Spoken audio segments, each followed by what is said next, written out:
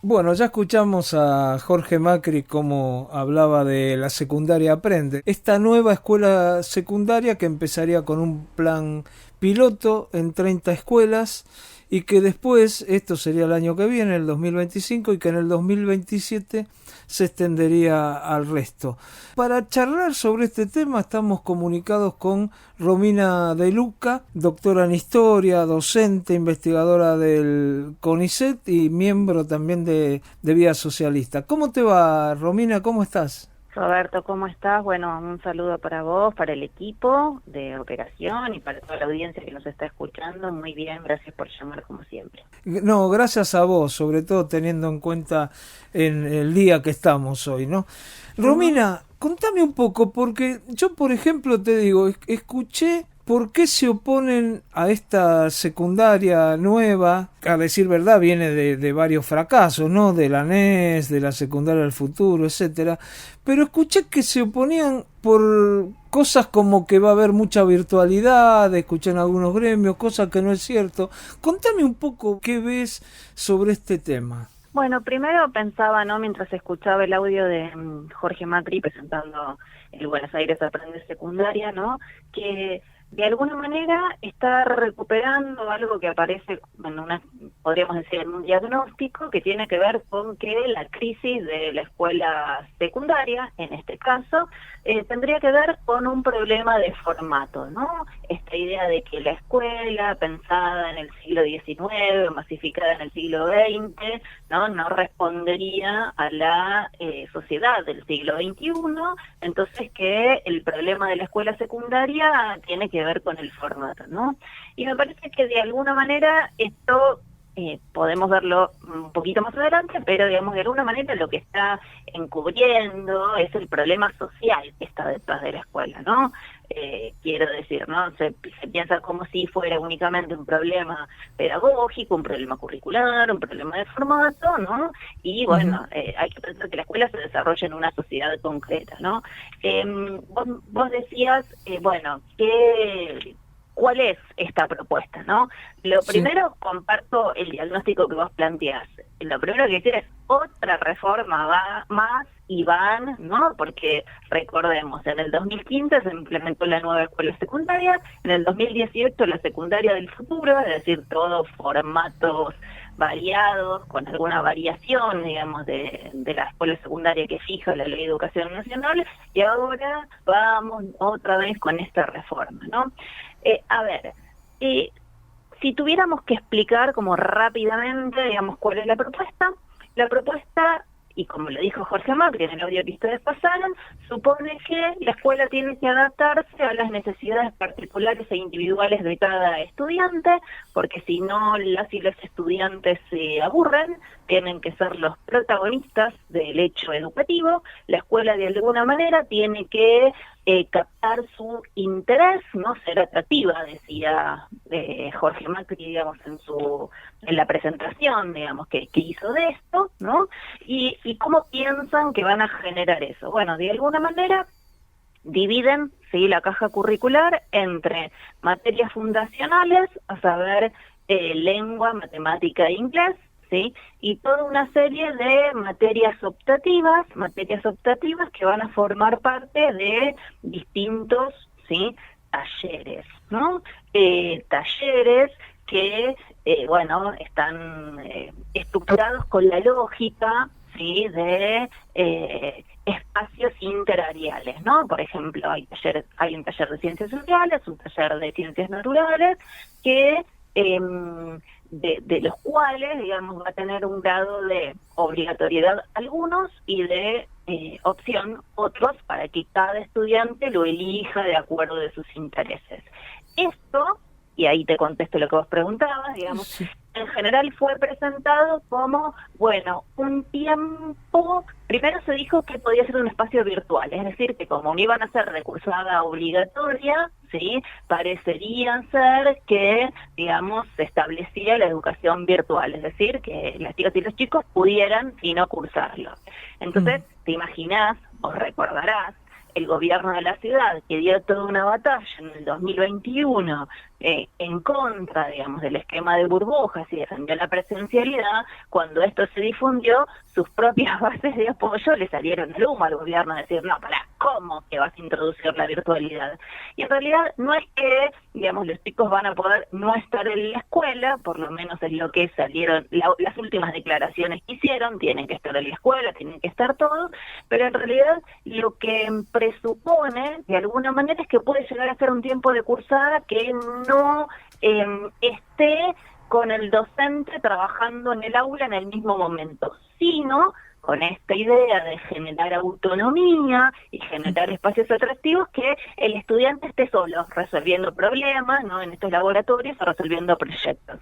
La verdad es que no es muy claro, ¿sí? O sea, qué es lo que cómo se va a desarrollar esto, ¿no? Y este es un primer problema que me parece que tiene la reforma, ¿no? O por lo menos los anuncios. Ahora, Romina, disculpa que te interrumpa. Ellos hacen mucho hincapié en que no va a haber virtualidad, ¿no? Uh-huh.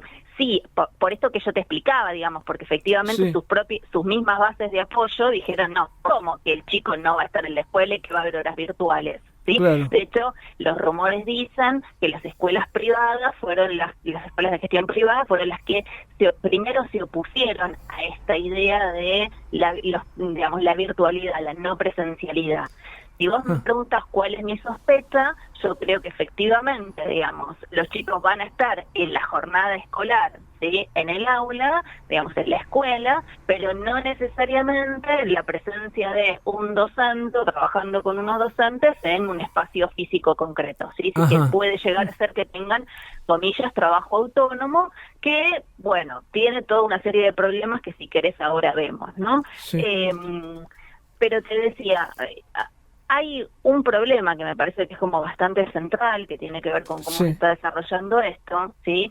Que, a ver, pensémoslo, ¿no? Se empieza a implementar en 30 escuelas, 19 estatales, ¿sí?, 11 privadas. Claro. El año que viene. Tenemos que alcanzar por lo menos 508 establecimientos, ¿no? Y hay una parte, sí, de cómo se va a llevar adelante esta propuesta que tiene que ver con la famosa, que sería algo progresivo, si se logra, digamos, realizar sin cercenar puestos de trabajo, que es esta idea de eliminar la figura del docente taxi, ¿sí? O sea, y concentrar a la docencia en sus horas de trabajo en un establecimiento, ¿sí? Pero vos fíjate que de cómo se va a llevar adelante este proceso, nadie sabe nada. Lo único que sabemos, y hay muchos rumores y de todo tipo, ¿sí?, que, bueno, se va a desarrollar en estas 30 escuelas. Y el gobierno dice, no hay que tener miedo, porque acá no tenemos que tener miedo al cambio, no vamos a despedir a ningún docente. Pero lo cierto es que hay mucha incertidumbre en el conjunto de la docencia que no sabe, ¿sí?, si tiene 6 horas en una escuela, ¿sí?, ¿qué va a pasar con esas 6 horas que tiene con esta idea de concentrar, ¿no? Y de alguna manera, el mismo gobierno de la ciudad podría, ¿sí?, despejar todos estos fantasmas, porque quiero decir, es la gente que maneja toda la información y que nos puede decir cómo reubicaría a toda la planta orgánica funcional docente. Pero de esto, lo cierto es que no sabemos nada. Lo único que sabemos es esta propuesta de reforma curricular que de alguna manera me parece que lo que hay que ver, ¿no?, tiene que ver con, bueno, esta idea de, decíamos, no hay virtualidad, entonces uno supone, bueno, no hay degradación, porque supone que las chicas y los chicos están en la escuela, ¿no?, estén ahí presentes, haciendo el trabajo, ¿sí?, que tienen que hacer. Pero vos fíjate que esta idea de los talleres interariales, de alguna manera, que ya lo hemos visto en la década del 90, con los contenidos básicos comunes, ¿no?, y la creación de áreas, o sea, esta idea de que el conocimiento puede trabajar en áreas y que en realidad estamos metiendo en la secundaria, la estructura de la universidad, me parece que es una discusión que es falsa. ¿Por qué? porque si la universidad puede trabajar con un esquema de autonomía por materias o inclusive la investigación científica avanza a través de la estructuración de áreas, que parece ser lo que utiliza el gobierno de la ciudad como ejemplo, de decir, en realidad estamos mejorando la educación secundaria, en realidad lo que puede hacer la universidad o los equipos de investigación trabajan sobre la base de conocimiento disciplinar muy sólido.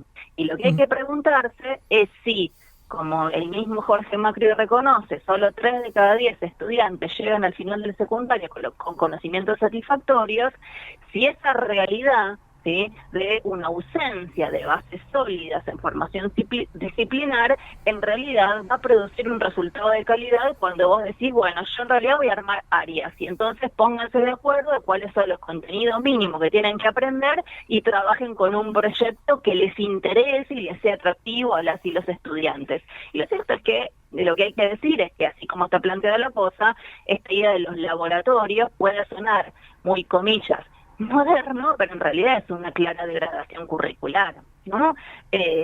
Encubierta, obviamente, es un proceso de devaluación de los contenidos que está detrás de esta idea de crear un taller con historia, geografía, economía, filosofía, formación ética y ciudadana, ciudadanía y trabajo, lo mismo otro bolsón de un montón de materias en los talleres de ciencias naturales, ¿no? Sumado a, bueno, toda una serie de cuestiones que no se han explicado hasta ahora y que no sabemos cómo van a funcionar, porque vos fíjate, ¿no? Dijeron que a propósito del interés, la autonomía y esta idea de los talleres optativos, bueno, que se rompía con la estructura ciclada ascendente que tiene la escuela secundaria, que es que vos tenés primer año, segundo año, tercer año, cuarto año, quinto año, ¿no? Se rompe con la estructura de que para ascender en la escuela, digamos, repetías con X cantidad de previas y se habla de alcanzar objetivos, ¿no? Objetivos de conocimiento. Pero de alguna manera no nos dicen cómo las escuelas tal como las conocemos ahora, que sabemos que están atravesadas por espacio físico, ¿sí?, de tantas divisiones y tantos años y tantos estudiantes, van a rearmar los grupos, ¿sí?, para poder trabajar con estudiantes que por objetivos, por talleres y por intereses se rompe la estructura, si vos querés, el ordenamiento cronológico, ¿sí?, de las y los estudiantes, claro, que vos tenés los de 13 con los de 13, los de 14 años, los de 15 con los de 16, y así, ¿no? Y acá se abren también toda una serie de interrogantes, porque no es la misma la madurez emocional, cognitiva de un chico o una chica que está recién arrancando la escuela secundaria a los 13 años, ¿sí?, que alguien que tiene 17, 18. Entonces, claro, ahí lo único que hay es un enunciado, ¿no?, que no habría más previas, pero sí lo que se repetirían serían las materias, ¿no? Exactamente. Fíjate que anunciaron que se eliminan las previas, se elimina la repetición sí, como mecanismo, digamos, formal, y en realidad lo que se hace es empezar a trabajar por objetivos, y fíjate que señalan algo que es súper contradictorio, porque dicen, todo el grupo que arranca a principio de año termina junto y asciende junto al año siguiente. Pero eso sí, no es verdad, porque si vos dividís el currículum entre espacios troncales y anuales y no los aprobás y dicen que van a generar espacios de trabajo acelerado, personalizado, etcétera, etcétera, bueno, ¿cómo convivís eso en un mismo espacio físico que es el aula? A mí me gustaría que eso me lo expliquen, ¿no? O sea, porque si tuviéramos escuelas además que tienen infraestructura, que tienen espacio, me pongo a pensar si esto puede existir, digamos. Pero si vos tenés, ¿sí?, para decirlo sencillamente, 5 hay más, ¿no? Pero digo, como para hacer una cuenta rápida, 5 aulas, y yo con eso después quiero armar 25 grupos, explíquenme en ese espacio físico cómo los vas a armar, ¿no? ¿Cómo se hace? Claro. Entonces, son cosas que en los papeles uno puede decir, hasta podrían sonar muy bien, pero después en realidad hay que ver, uno, cómo se implementan, ¿sí? Y además, digamos, bueno, ¿qué es lo no dicho, la letra no dicha en esto, y que tenía que ver con esto que te planteaba antes, ¿no? O sea, hay toda una idea de que la crisis, ¿sí?, de la escuela secundaria tiene que ver con el formato, tiene que ver con el desinterés de las y los estudiantes por por la escuela, ¿sí? Y me parece que acá hay un problema que elimina completamente los elementos exógenos que muchas veces explican la crisis educativa o la crisis de la escuela, ¿no? Pensar cuáles son los principales motivos de abandono de las chicas y los chicos de entre 16 y 17 años cuando dejan la escuela. Minoritario, sí, el desinterés, ¿no? En minoritario es la falta de interés por ir a la escuela. Luego es porque tuvieron que salir a trabajar, porque atraviesan una paternidad no planificada, embarazo adolescente, ¿sí? O por cuidado de familiar. Esos son los principales motivos de desescolarización o de abandono de la escuela. Y claro, ahí lo que uno ve en el gobierno, perdón, que solamente dice del desinterés de los chicos, ¿no? Es decir, hace hincapié ahí el gobierno. No en el resto de las cosas, digamos, socioeconómicas, sociales. Y vos fíjate que precisamente, ¿no? En el anuncio Jorge Macri decía, nosotros estamos modificando la estructura de la escuela, el formato, para dar una respuesta a esos 7 de cada 10 chicas y chicos que en la ciudad de Buenos Aires no terminan la escuela con conocimientos satisfactorios, y debería decir, y muchos inclusive abandonan la escuela secundaria, ¿sí? Aunque la secundaria es obligatoria. Pero a esos 7 de cada 10 son los que están atravesados por estos problemas sociales, ¿sí? Sociales, económicos, sí, que tiene que ver con que vos no podés pensar a la escuela como si estuviera por fuera de la sociedad. Y entonces, si efectivamente yo tengo un problema de un pibe que dejó la escuela porque si tuvo que salir a trabajar, bueno, no tiene que ver con el desinterés per se del formato de la escuela, y entonces hay que empezar a pensar que tenemos que descubrir la pólvora, ¿sí? Claro. O sea, y con esto no quiere decir que la escuela secundaria no tiene problemas y que no hay que pensar, digamos, cómo mejorarla, ¿sí? Claro. Ahora, Romina, viendo este panorama, bueno, evidentemente está todo por verse, ¿no? En el plan piloto, qué es lo que va a pasar, pero bueno, hay algunos interrogantes que a mí me parecen muy importantes. A nosotros tenemos como diagnóstico, tanto vos en eso coincidimos, Jorge Macri, todos coincidimos que la escuela hoy no da las respuestas que tendría que dar. Es mucho decir que habría que repensar la escuela, porque en su momento, cuando se hizo un avance en la educación, en la época, bueno, de Sarmiento, digamos, que lo hizo con la ley 1420, se avanzaba para alfabetizar, porque se necesitaba trabajadores en ese momento para una burguesía que aparecía y tenía necesidades de gente que fuera alfabeta. ¿No habría que hacer una discusión más amplia, algún congreso y repensar todo esto? A ver, sí, está claro, digamos que, tenemos que la escuela argentina tiene un problema, pero me parece que lo que tenemos que pensar, ¿sí? Tiene que ver con si es causa del formato únicamente o en realidad es expresión de una sociedad que hace décadas que viene degradando sus condiciones de vida. Si pensamos en relación al trabajo, sí, digamos,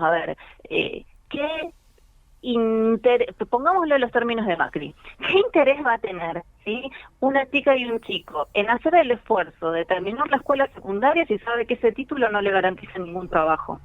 Claro. Ese título secundario. Entonces, claro, en realidad, ese es el problema que está detrás de la crisis de la escuela. Obviamente, si vos me preguntás, yo creo que efectivamente todos los que nos ubicamos, ¿sí? En el sector, los espacios de lucha, ¿sí? Los espacios que, digamos, militan por transformar esta sociedad, efectivamente la discusión pedagógica, la discusión en torno a el formato de la escuela, digamos, eso tiene que estar. Y si me preguntás, digamos, me parece que hay como cuestiones como muy elementales que uno podría pensar que mejorarían, ¿sí? La escuela. Una escuela de jornada completa, una escuela donde, sí, inclusive una escuela que pueda ser un polo, sí, de educativo, claro está, y eso implica, digamos, fijar objetivos, fijar cómo vamos a trabajar, pensar el tamaño de los grupos, pensar en parejas pedagógicas para llevar adelante diagnósticos, escuelas que tengan con gabinetes que puedan diagnosticar problemas, escuelas que puedan, digamos, de alguna manera, si tenemos a 6 de cada, o 7 de cada 10 chicas y chicos que son pobres, si la escuela es de jornada completa, porque acompaña, si vos querés, la jornada laboral de la familia, bueno, la escuela tiene que brindar desayuno, almuerzo y merienda de calidad. Uno puede pensar, digamos, en una jornada completa, vos podés tener en uno de los turnos o en su también jornada extendida, bueno, acá se desarrollan los espacios curriculares, y en el otro turno puede tener aspectos lúdicos, aspectos culturales, aspectos musicales, y además que las pibas y los pibes puedan hacer la tarea en la escuela acompañados por un docente, ¿sí? Porque pensemos que las familias que no terminaron la escuela secundaria, es muy difícil que acompañen a sus hijas y a sus hijos cuando le dicen, che, no entendí el teorema de Pitágoras, explícamelo vos, ¿no? O sea, entonces, efectivamente, eso tiene que hacerlo el conjunto de la docencia. Entonces, de alguna manera, la escuela, el pensar el formato de la escuela, cómo la modificamos, en un congreso educativo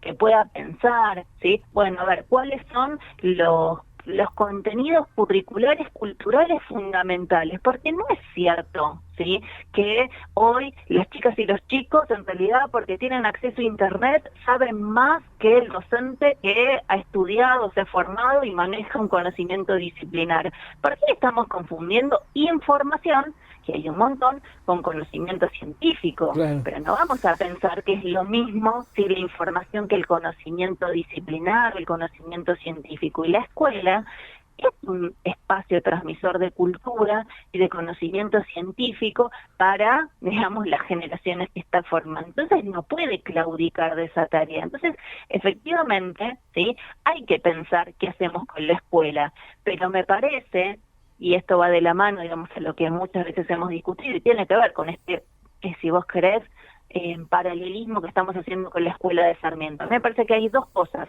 ¿sí?, que podemos pensar en ese paralelismo. Por un lado, la sociedad de Sarmiento era una sociedad ascendente, y entonces efectivamente, o sea, en un capitalismo ascendente, ¿sí?, de estructurador de relaciones sociales, y entonces de alguna manera se pensó una escuela para sacar a la población de la barbarie. ¿Sí? Cuando digo la barbarie, estamos diciendo niveles de analfabetismo. La década, fines del siglo XIX, el 70% de la población era analfabeta. En 1940 solo el 13% de la población era analfabeta. Eso lo hizo la escuela de Sarmiento, ¿no? Obviamente con una sociedad que empujaba y con una sociedad en la cual se buscaba dotar al conjunto de la población de una formación homogénea, ¿sí? Ahora, ¿cómo lo hicieron? Y este es el otro aspecto que me parece central, digamos, para poder sacar las lecciones de lo que nos pasó, ¿sí?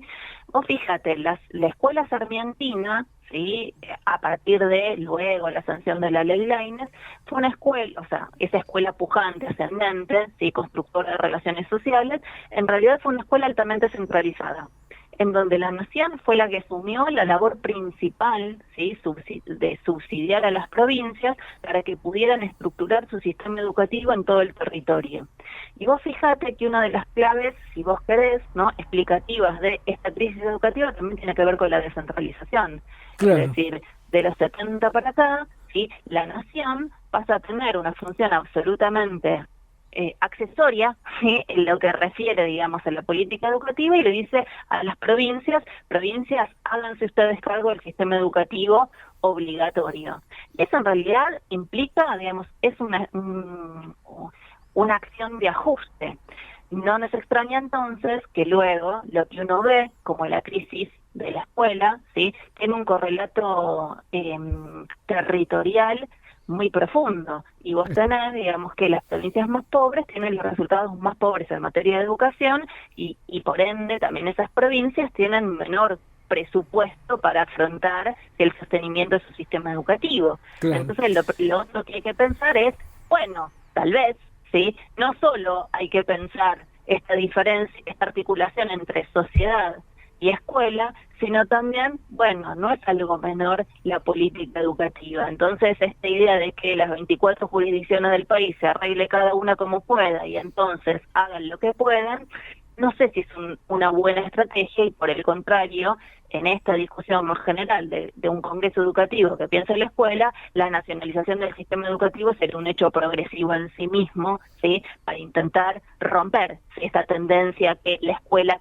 copie la miseria ambiente en cada una de las localidades del país. Está muy claro, Romina. La verdad que tenemos cantidad de temas. Yo me quedo, bueno, experiencias en otros países, también cómo se copiaron algunas cosas de Julio Fontán, de Colombia. Bueno, quedan algunos cual, temas, ¿no? pero te prometo que pronto los tomamos esos temas, volvemos a hacer otra charla. ¿Te parece? Bárbaro. Decimos solo una cosita así como menor, Sí. ¿no? Como para que los oyentes se queden enganchados. Fíjate vos, si decíamos de 30 escuelas piloto quieren pasar a 500 y pico de escuelas, lo de Fontana es más o menos lo mismo, ¿no?